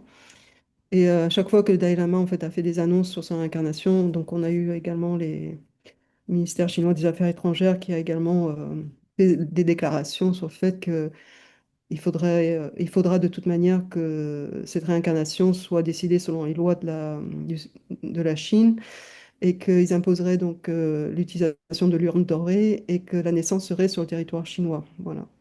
Mais ça Donc, il y a- correspond, c'est très intéressant parce que ça correspond à la gestion par le gouvernement chinois actuel aussi de plusieurs religions, notamment le catholicisme, puisque c'est le gouvernement chinois de l'Église officielle catholique, par exemple, qui nomme les Mm, évêques, etc., etc. voilà. Mm, Alors actuellement, il y a de grandes négociations avec Rome pour qu'il y ait une reconnaissance par Rome, mais mm, c'est un modèle que les Chinois, en fait, ont emprunté aux Français mhm, dès le début du XXe siècle, c'est-à-dire un modèle en fait où c'est l'État qui va mm, décider, comme autrefois chez nous, de la nomination des évêques, etc. mhm. Et Ouais, pas donc de lien l'instance politique. religieuse. Oui. Mhm. Mm. Mm. Ce lien politique très fort, en fait, qui est importante. Ouais. Oui. Ce que j'ai mis en bas, la photo que j'ai mis en bas, en fait, c'est l'histoire du Panchen Lama, qui a fait également beaucoup les gros titres à un moment, parce que justement, ce Panchen Lama qui est important également pour la- comment dire, la reconnaissance un petit peu du pouvoir au Tibet, parce que le Panchen Lama, il restait au Tibet, en fait, quand le Dalai Lama est parti. Et donc, le Panchen Lama a été emprisonné pendant un long moment. Après, il est ressorti, il a eu un rôle dans le CCP. Et après, il est retourné au Tibet et il a écrit un manifeste, je sais plus, ça s'appelle le manifeste des 1000 mots, quelque chose comme ça, ou des 1000 caractères, parce que c'était en chinois, en disant en fait tous les problèmes que ça avait causé au Tibet, cette imposition du communisme. Et il est mort très peu de temps après. Et quand il est réincarné, en fait, cette réincarnation qu'on voit en bas à gauche, le petit a été reconnu par le Dalai Lama et par d'autres instances. Et dès qu'il a été reconnu en fait par le Dalai Lama, il a été disparu en Chine. Donc en fait, on l'évacue, on le disparaît avec sa famille, etc. Et à ce jour, on ne sait pas où il est, où ce qu'il fait, etc. Ou Et il s'il a est été, vivant, ou s'il est vivant, oui. il est vivant, et donc il a été remplacé par un choix chinois qui est à droite. Mais en fait, les Tibétains, bon, parce qu'ils sont obligés, ils vont faire, enfin, quand celui-là, il va faire le tour des monastères, etc., les Tibétains vont, en apparence, enfin, le reconnaître, mais la loyauté n'est pas envers lui, en fait. Elle est envers l'autre. Et ce qui est intéressant, c'est qu'il y en a un troisième qui vivrait en Irlande, apparemment. Et ça, c'est la question des émanations. Qu'en fait, une réincarnation peut avoir plusieurs réincarnations de l'esprit, du corps, de la parole, etc. Donc, celui qui est en haut, là, serait le troisième qui serait en Irlande. Et Attends, en haut, on ne le voit pas en haut. Si? il Attends. y avait pas, pardon, parce que j'ai Ah la oui, galerie devant au moi. milieu, tu veux Ah, dire au tout au milieu, milieu? pardon, au Ah oui, milieu, pardon. voilà, voilà, au milieu, ouais. Ah, il est Voilà. en Irlande. Voilà, donc celui-là, il serait en Irlande, mais il jouerait aucun rôle politique ni vraiment important spirituellement au niveau des lignées, etc. Mais il serait également un Panchen Lama, en fait, une des émanations du Panchen Lama. Ah, Donc ça, j'ai pas eu le temps en fait de faire des recherches là-dessus, mais ça d'accord, fait partie de la veille que je fais de trouver des choses comme ça un petit peu.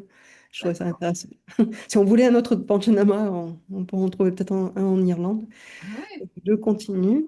Euh, ah, Et alors, quels sont les il a, scénarios? Oui, tu as prévu les voilà, scénarios. il a bloqué, donc je vais repartager, excusez-moi, hein. Ça- Le Wi-Fi n'est pas très bon. Hop, voilà. Donc, il y a plusieurs scénarios. Donc, le plus probable, c'est qu'il y ait la reconnaissance d'un enfant mâle tibétain dans la communauté tibétaine en exil, en Inde, peut-être au Bhoutan, peut-être au Népal, surtout en Inde, je pense à Dharamsala, dans cette région-là plutôt. Sinon, ce serait étonnant que ce soit dans la communauté tibétaine en exil en Occident, mais il y a toujours une possibilité, soit aux États-Unis, en France, etc. Parce qu'on a une communauté tibétaine en exil qui est la diaspora tibétaine, s'est étendue pas mal maintenant. Après, une fois qu'il y aura cette reconnaissance probable, il est très très possible, voire très probable que le CCP nomme également son propre 15e Dalai Lama à ce moment-là, avec le précédent qu'il y a déjà eu pour le Panchen Lama, le 11e Panchen Lama. Donc il y aura deux Dalai Lama, celui du CCP et puis celui de la Oui. communauté Mais c'est tibétaine. comme l'Église catholique officielle et l'Église Voilà. l'Église romaine. Oui, oui, oui, c'est amusant, oui. Mhm. Et puis ce qui est moins probable, mais il a quand même mentionné cela comme une possibilité, le Dalai Lama, c'est que en fait, il est déjà choisi son prédécesseur, qu'il ait déjà un choix fait soit peut-être un jeune enfant ou que ce sera un jeune enfant qui sera désigné très très rapidement, mais qu'ils attendront pas la mort, ou Ouais. que le Dalai Lama puisse être mort, mais qu'on n'attendra pas ce laps de temps. Parce qu'en général, bon, on compte à peu près au moins 49 jours entre la mort et la renaissance dans le bouddhisme tibétain. Donc c'est pour ça qu'il y a toujours un décalage. Et là, il n'y aurait pas le décalage. Le suivant serait, le 15e serait déjà choisi avant la mort du courant, de celui qui est du 14e. Donc ça, c'est une possibilité. Et puis le moins probable, c'est que ce soit un non-tibétain ou une fille. Et ça m'a rappelé en fait le film de Little Buddha de Bertolucci en 1993 où il y avait trois candidats en fait pour une réincarnation. C'est celui du milieu, le garçon du milieu en fait qui a été retenu comme le principal, mais il y avait également une fille et un petit garçon indien. Voilà. Un beau blond Voilà. américain. Mhm. Voilà, et pas tibétain. Voilà, donc ça c'est assez improbable. Et à l'heure actuelle, justement, il y a pas mal je fais pas mal de recherches là-dessus en ce moment et j'espère pouvoir écrire là-dessus sur la question des réincarnations, se réincarner justement au XXIe siècle et essayer de négocier cette réincarnation, parce qu'il y a beaucoup de jeunes réincarnés en fait à l'heure actuelle qui ont du mal à accepter leur rôle, à rentrer dans le cadre, et on a des réincarnés qui sont partis de leur monastère, qui sont enfuis ou qui ont décidé de faire des études de médecine au lieu d'être un grand Rinpoché, d'autres qui vivent tout à fait, enfin qui continuent à enseigner, etc., mais sur leur terme à eux, de façon non traditionnelle, etc., etc. Donc j'ai appelé ça un petit peu, j'avais trouvé un terme pour ça, les enfants terribles, en fait, les enfants terribles du bouddhisme tibétain. Et donc la question, c'est pourquoi pas, ça pourrait très bien être également quelqu'un de transgendre, etc. Voilà. Comme à l'heure actuelle, dans notre société, j'ai l'impression qu'il y a de plus en plus de questions, Oui, de scénarios non traditionnels. Voilà. d'accord. Donc, Et alors, c'était- est-ce que tu peux peut-être conclure, puisqu'on approche quand même des Mhm. 7h15? Mhm, tout à fait. Donc en fait, la question, c'était pourquoi et pour qui est-ce que c'est vraiment important ce 15e? Parce que bon, là, on est dans un... Enfin, quand on parle dans ce cadre, c'est vraiment un cadre assez restreint du bouddhisme tibétain. Mais il y a quand même des intérêts très politiques, quelque part géostratégiques également pour la Chine, pour l'Inde, les États-Unis. Du fait que le Tibet est un endroit très important, tu as dit tout à l'heure que ça représente une énorme partie du territoire chinois déjà. Et comme j'avais dit, c'était le château d'eau de l'Asie. Non seulement il y a de l'eau, mais il y a également beaucoup de terres rares au Tibet. Et à l'heure actuelle, les Tibétains, enfin, eux, ils n'ont pas l'habitude qu'on mine parce qu'ils considèrent les montagnes comme sacrées, etc. Donc, ils s'opposent beaucoup aux mines, etc., chinoises. Donc, beaucoup de terres rares. Et puis, il y a même les silos missiles nucléaires chinoises qui sont installés au Tibet également. Donc, cette partie de la Chine est très importante. Et il y a toujours des Tibétains qui y vivent. Donc, s'ils sont en train encore de voir le 15e Dalai Lama comme leur directeur spirituel, quelque part, ça risque de poser quelques problèmes au niveau de leur loyauté, de leur acceptation des projets chinois pour le Tibet. Et après, simplement, pourquoi c'est important? C'est sûrement important pour des gens pour qui les droits humains sont importants, les droits des Tibétains, mais également le droit des peuples autochtones. Et ce qui est intéressant, c'est qu'à l'heure actuelle, on a de plus en plus de jeunes Tibétains éduqués en Occident qui deviennent justement enseignants-chercheurs, etc., dans les universités occidentales. Et dernièrement, il y avait donc une de ces personnes qui a fait un article et une communication sur le fait est-ce qu'on peut considérer les Tibétains comme des peuples indigènes ou autochtones, avec une question de droit également au niveau international. Bon, je sais que le droit international à l'heure actuelle n'est pas plus d'actualité, mais si on s'intéresse à ces questions-là, c'est intéressant de s'y pencher. Et puis je vois pour les États-Unis également plusieurs questions en fait. La question de la réciprocité, parce qu'ils ont fait passer une loi assez récemment sous Biden sur la réciprocité d'accès. Parce que par exemple, les Chinois Han peuvent voyager assez librement aux États-Unis, avoir des visas, des passeports, etc., pour voyager, faire leurs études, etc., aux États-Unis. Mais le contraire n'est pas vrai. Les Américains ont beaucoup, beaucoup de mal à avoir accès au Tibet. En fait, le Tibet est un des pays, si on n'est pas dans un circuit touristique organisé, qui est très très difficile d'accès, quoi, en fait. Souvent. Le centre, surtout le Tar, peut-être pas sur les bords, mais le Tar. Et là, en fait, on attendait un petit peu de savoir ce qui allait se passer parce que le président Trump ayant éliminé beaucoup des aides internationales, la quasi-totalité des aides internationales, on voulait savoir un petit peu ce qui allait se passer pour les associations tibétaines aux États-Unis. Et en fait, c'était très récent, c'était la semaine dernière, où sur les 12 millions qui ont été enlevés aux associations tibétaines aux États-Unis, ils ont remis 6 millions. Donc, ils ont de quoi encore continuer à fonctionner, etc., pour éduquer les jeunes Tibétains américains, et continuer la diffusion de l'information surtout, de l'information libre, en fait, etc. Et en fait, Marco Rubio vient de nommer un nouveau coordinateur pour le Tibet, Riley Barnes, que vous voyez en bas à droite, avec le Premier ministre tibétain en exil, Penpa Tsering. Voilà, donc ça a été remis en place.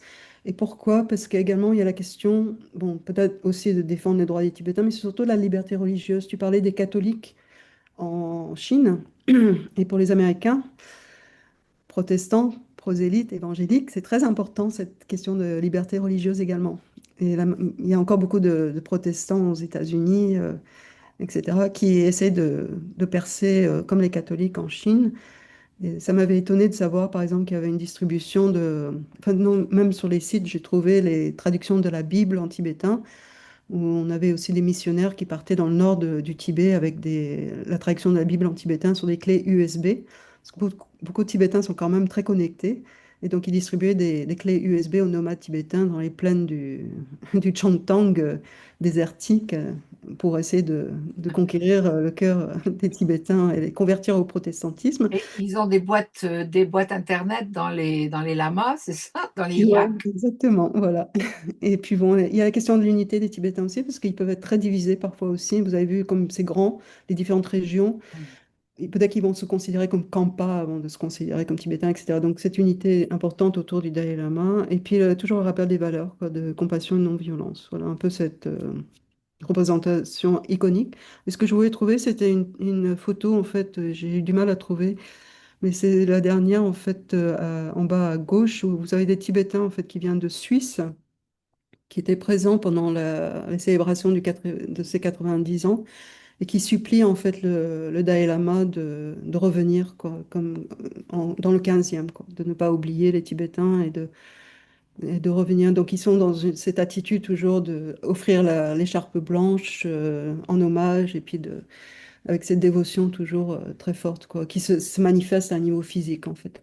Je suis désolée, j'ai plus de lumière dans le bureau, mais je peux l'allumer si vous voulez. Très bien. Non, mais écoute, moi, je vais te dire merci. Puis, c'était très, très, très intéressant. Ben, Et merci de je votre écoute. pense que tous les amis qui suivent pensent la même chose. Et je pense qu'il va y avoir des questions. En tout cas, moi, j'en aurai une que m'a Mhm. communiquée un ami. Mais j'attends d'abord de savoir si quelqu'un a des questions. Alors, comme d'habitude, soit vous levez la main, je vous verrai un petit peu, soit vous appuyez sur le bouton réagir. Je crois que ça devrait marcher. Est-ce que quelqu'un a des questions? Mylène, je vois que vous cherchez votre micro pour poser une question. C'est le bouton de gauche en bas, Oui, audio. oui, je sais bien où il est, mais essayez d'y accéder. Ah, Vous m'entendez? oui, je vous Vous entends. m'entendez? Oui, oui. Est-ce qu'on a une idée de s'il y a déjà quelqu'un qui est prédestiné ou on n'en parle pas? Non, il n'y a pas eu d'information jusqu'à l'heure actuelle. C'est un secret, je pense, qui est assez bien gardé pour le Hmm. moment, par peur justement peut-être. Parce que je sais pas, là on voit pas sur les photos, mais même l'actuel Dalai Lama, le 14e, est toujours accompagné de gardes du corps. Il y a à peu près 6 gardes du corps, 7 gardes du corps, 8 gardes du corps, plus les Indiens qui sont autour de lui. Et je pense que si le nom de quelqu'un fuitait, il y aurait un danger en fait, Des simplement. disparitions. Une disparition, voilà. Mais, Même en Occident. mais de toute façon, Le normal. ce n'est révélé qu'après sa mort. Oui, normalement, oui. Mhm. Ce sera le processus Peut-être que chronologique. lui le sait, mais il ne le dit Tout à pas. fait, N'est-ce tout pas? à fait, oui, tout à fait. Mhm. Alors, est-ce qu'il y a d'autres questions? Alors, moi, j'en ai une Mhm. que m'a communiqué mon ami Dominique, qui ne peut pas suivre. Alors, c'est qui me dit, sur la désignation des Dalai Lama, j'ai toujours pensé que dans le Tibet ancien, qui est un pays théocratique, hein, ben évidemment, si le chef est à la fois spirituel et politique, théocratique, théocratique, excusez-moi, parce qu'il faut que je retrouve ma feuille, féodal et esclavagiste, et aussi pédophilique, car les moines qui recrutent des enfants ne s'engagent pas à la chasteté, mais juste à ne pas toucher aux femmes. Donc, j'ai toujours pensé que dans ce pays, le haut clergé, qui est issu de l'aristocratie, s'arrangeait pour sélectionner des bébés de leur milieu, avec peut-être un tour de rôle dans les grandes familles. Mhm. Alors, qu'est-ce que tu peux nous dire Mhm. là-dessus? Oui, il y a trois points intéressants dans cette question, ce commentaire. La première question, j'avais déjà répondu un petit peu par rapport aux bébés. En général, c'est pas des bébés, c'est plutôt, enfin, je sais Oui, pas, comment on détermine un bébé en fait? C'est quoi l'âge d'un bébé? C'est un c'est an, jusqu'à un un an, an, deux 2 ans, ans. quoi, oui. Ouais, en général, c'est un peu plus âgé, quoi, 3 4 ans, 5 ans. Un jeune enfant, un très jeune enfant. Après, il y a eu beaucoup de choix de réincarner dans des familles qui n'étaient pas nobles, qui n'étaient pas aristocratiques, qui venaient de familles très humbles, en fait, des fermiers, des charpentiers, etc. Et il y a justement l'exemple du 13e Dalai Lama. Et quand vous avez vu sa photo, je ne sais pas si vous vous rappelez la photo du 13e, mais il a un visage en fait qui n'est pas un visage typique de l'aristocratie Oui, tibétaine celui qui quelque avait la part. moustache, la Oui, moustache. voilà. Il se dénote un petit peu justement au niveau physique. Et lui, il venait d'une famille très humble, très modeste en fait. Mais c'est vrai qu'une fois que le Dalai Lama ou la réincarnation d'un maître est reconnu, souvent dans l'ancien Tibet, leur famille était anoblie et recevait en fait une rente à vie, etc. Et n'était plus soit serf ou soit fermier, etc. À l'heure actuelle, la famille ne bénéficie pas, il me semble, d'aide financière ni rien, mais à une reconnaissance, comment dire, comme parent en fait d'un grand réincarné, etc. Et il y avait l'exemple également du Karmapa. Alors, le Karmapa, c'est le troisième hiérarque très important, et il y en a deux également, un qui a été reconnu en Inde, un qui a été reconnu au Tibet. Et celui du Tibet a réussi à s'enfuir parce qu'il voulait avoir une éducation à la tibétaine, donc il est parti en Inde. Également une fuite rocambolesque. On ne sait pas s'il a été aidé par la CIA ou quoi, enfin on ne sait pas trop. Il y a beaucoup de controverse, peut-être que c'est quelqu'un qui est du côté chinois, etc. Mais bon, quoi qu'il en soit, celui-là, j'ai un ami tibétain, en fait, qui vient de la même région que lui, qui m'a dit un jour, Molly, mais tu sais, en fait, cet enfant Karmapa, là, il vivait dans la tente, dans la vallée à côté. Ses parents étaient vraiment très pauvres, etc. On n'aurait jamais pensé que c'était lui, quoi, celui qui a été reconnu comme Karmapa. Et en fait, mon ami avait beaucoup de doutes parce que c'est quelqu'un qui est assez sceptique, etc. Mais c'est celui qui a été reconnu effectivement comme un grand hiérarque, le Karmapa, par beaucoup, beaucoup de bouddhistes tibétains. Et lui, il venait d'une famille de nomades très pauvres, en fait. Et je crois même que la famille de mon ami tibétain les avait aidés à survivre à un hiver très, très dur, voilà, où ils n'avaient pas à manger, les yaks étaient morts, etc. Donc, en fait, ils ne sont pas toujours choisis là-dedans. Troisième question, c'est la pédophilie. Oui. C'est une question Ah, très c'était importante. même pas une question, c'était une Oui, une commentaire, affirmation. ouais, une affirmation. Je pense que comme dans toutes les institutions monastiques, quelles qu'elles soient, dans quelque religion que ce soit, on va retrouver ce problème des hommes comment dire, dans une structure monastique, et on aura toujours des problèmes de pédophilie, quelle que soit la religion, enfin, que ce soit chez le bouddhisme, dans le bouddhisme tibétain ou chez les catholiques, etc. Et c'est une question en fait qui est en train d'être beaucoup plus, comment dire, médiatisée à l'heure actuelle, et tant mieux, et tant mieux. Et aussi, il disait esclavagiste. Il y avait un système d'esclavage au Tibet Ah, féodal. ouais, Oui. on utilise beaucoup le terme de servage en fait. Ouais. Et il y avait un système en fait comme un petit peu dans le Moyen Âge en France, etc., où les fermiers devaient en fait le travail soit au monastère ou soit aux grandes familles, etc. Il y avait un système oui, de servage, tout à fait. Ouais. Mhm. Qui m'avait impressionné, moi, c'est justement, enfin c'est un autre sujet, mais c'était le fait que en Dordogne, hein, chez moi, où il y a plusieurs écoles qui ont leur centre hein, tibétaine, des écoles tibétaines, ils se retrouvaient tout proches, alors qu'au Tibet, qui est tellement grand, elles étaient séparées par des Mhm. centaines de kilomètres. Et Mhm. donc ça, c'est vrai que nous, occidentaux, enfin français au moins, on a du mal à imaginer ce qui se passe là-bas. C'est pour ça que c'est très intéressant quand tu parles de l'unité des Tibétains, parce que justement sur place, euh, Mhm. ils n'ont pas vraiment beaucoup de contact nécessairement les uns avec les autres, à Non, part dans les grandes villes, mais il n'y a pas beaucoup de grandes villes, si. il y en a quelques-unes le long de la rivière, justement, qui passent par Lhasa. Il y a Gyantse, Shigatse, etc. Et après, quand on va plus vers la Chine, il y aura les grandes villes de Chamdo, de Dartsedo, etc. Mais il n'y a pas énormément de grandes villes, on ne peut pas dire, non. Il y a beaucoup Donc de ils n'ont petits pas villages. forcément, c'est ça, Mm, donc ils n'ont pas forcément de mm, sentiment d'unité nationale au sens où nous on mm. l'entendrait. Non, ils font partie beaucoup de clans. En fait, ça existe toujours très fortement, ce sentiment de clan, d'appartenir à un grand clan familial. À une vallée, par exemple, il vient d'une vallée, c'est ça leur origine, d'une région, mais le sentiment d'unité tibétaine, en fait, a été renforcé depuis 1959, en fait. Mm. Ouais, donc c'est ça qui permet effectivement au Dalai Mm. Lama d'avoir une fonction un petit peu de, effectivement, comme Mm. tu disais, d'unité. Rassembleur, oui. Ouais, ouais, Mhm. ouais, ouais. Mhm. Mhm. Très Toujours, bien. Alors, est-ce qu'il y a d'autres questions? Est-ce que quelqu'un veut poser une question? Tout le monde est très sage. ouais. Non, il n'y a plus de questions? Mhm. Bon, bah, écoute, il est 7h30 quasiment. Mhm. Alors, Mhm. toi, tu parles tibétain, mais tu l'enseignes aussi le tibétain, non? Oui, en fait, j'étudie le tibétain depuis l'âge de 10 ans, mais c'était surtout le tibétain littéraire pour pouvoir suivre les textes en tibétain, parce que tout est en tibétain. Et par exemple, dans la retraite de 3 ans traditionnelle que j'ai fait, tous les textes étaient en tibétain et l'enseignant ne parlait que tibétain, donc il fallait se débrouiller. Par contre, le tibétain parlé courant, je parle moins bien. J'essaie de l'entretenir, mais c'est compliqué. Et donc, je peux enseigner le tibétain littéraire et puis le tibétain parlé de base, oui. Mhm.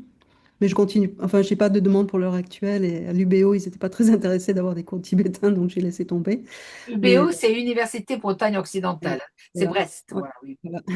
Mais oui, si quelqu'un me demande, je suis toujours. Enfin, c'est transmettre, bien sûr, oui, transmettre. Mais il y a plus tellement de... Est-ce qu'il y a beaucoup d'arrivées de Tibétains en Occident, chez nous, en Pas- provenance d'Inde ou en provenance du Tibet? En provenance de l'Inde, oui, je dirais oui, mais pas en provenance du Tibet, parce que les frontières ont été vraiment très fermées, très contrôlées. Il y a eu des escarmouches entre l'armée indienne et chinoise dernièrement, pas l'année dernière encore, je crois. Et le Népal en se penchant plutôt vers la Chine, à l'heure actuelle, s'ils arrivent jusqu'au Népal, souvent ils vont être remis contre argent à l'armée chinoise et retournés au Tibet en prison. Donc il y a de moins en moins d'arrivées en fait par la barrière de l'Himalaya. Ils arrivent peut-être à sortir un petit peu s'ils arrivent à passer à travers les filons, les maillons du filet par Hong Kong, mais pas très facilement à l'heure actuelle, ou même Pékin avec un visa, mais compliqué, très compliqué. Et le Bhoutan, il joue pas un rôle Alors, dans la fuite? ça peut être un passage. Il y a eu beaucoup de réfugiés tibétains qui sont partis au Bhoutan en 1959 et dans les années 60. Mais ce n'est pas une des routes les plus utilisées pour le fait que le Bhoutan ne voulait pas avoir non plus de problème avec la Chine. Et le Ouais. Bhoutan étant un peu sous le protectorat indien, c'est un peu compliqué aussi parce que, en fait, au Bhoutan, le contrôle des frontières est sous un peu l'armée indienne, en fait. C'est pas totalement indépendant, le Bhoutan? Non, ça n'a pas un statut totalement indépendant, non, en Ah, fait. d'accord, Ouais, d'accord. ouais. Mais je pense qu'il y a encore des Tibétains qui arrivent à passer. Et puis, par exemple, si jamais scénario improbable, le prochain Dalai Lama, par exemple, était né au Tibet, peut-être dans le sud, justement. Peut-être qu'il sortirait par une de ces voies-là. C'est Ouais, possible, ouais. Mais compliqué parce que les frontières sont bien gardées, quoi, maintenant, à l'heure actuelle. Mm. ouais. Mais d'après ce que tu dis, et même d'après la question là, de Dominique, il semble bien que ça soit quand même assez rare que la réincarnation soit dans une société, enfin dans un groupe social totalement inconnu de l'entourage du Dalai Lama qui va mourir. Oui, tout à fait. Même quand il y a eu quelques réincarnations occidentales, par exemple en Espagne, en Canada, etc., les parents étaient souvent des gens qui fréquentaient les centres bouddhistes tibétains. Oui, Donc, ils connaissaient déjà un petit peu le bouddhisme tibétain. Ouais. oui, Ouais, c'est ça. je n'ai pas j'ai pas encore eu d'exemple de quelqu'un qui serait né complètement dans une autre culture, un autre Voilà. milieu Ouais, religieux, etc. Oui. Mm. oui, oui. Donc, très bien. Mm. Mm. Bon, mais écoutez, s'il n'y a plus de questions, hein, je pense que c'est bon. Je te remercie infiniment. Merci à toi de m'avoir donné cette En opportunité. grand bonheur. Et puis alors, j'espère que tu vas faire ton article sur justement ce dont tu parlais, là, les jeunes qui se demandent s'ils ont envie Les de rebelles. des réincarnations, etc. Voilà, les réincarnés rebelles. Voilà. Bon, ben écoute, bonne soirée à Brest. Enfin, non, t'es pas à Brest. Ah si, là, tu es à Brest en ce Oui, je moment. suis dans mon bureau à Brest, j'ai oublié de mettre la lumière, je suis désolée. On avait le soleil. Bonjour aux amis de l'université que je connais et au revoir à tout le monde. Donc, ça a été enregistré et tu laisses se transformer en MP4 et ensuite je vais pouvoir le mettre sur YouTube. Au revoir à tout le monde et Au revoir. merci. Merci beaucoup. Au revoir. Au revoir.